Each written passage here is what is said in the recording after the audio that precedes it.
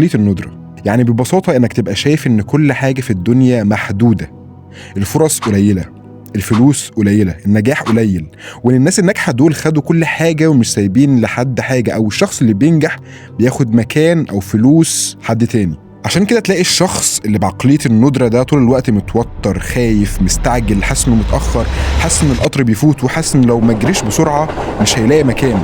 وعشان كده برضو لما بيشوف حد نجح، بدل ما يتبسط إن الشخص ده نجح بيتضايق. ولما يشوف حد بدأ مشروع بيقولك إن السوق بقى زحمة، ولما يشوف حد فتح قناة يوتيوب مثلا هيقول إن المجال ده اتحرق، لما يشوف حد بقى مشهور هيقولك أصل محظوظ. كل الجمل دي طالعة من عقلية اسمها عقلية الندرة.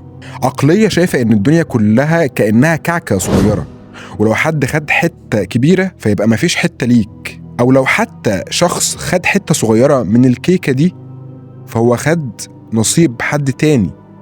ولكن الحقيقة اللي ربنا خلق بيها الدنيا دي غير كده خالص.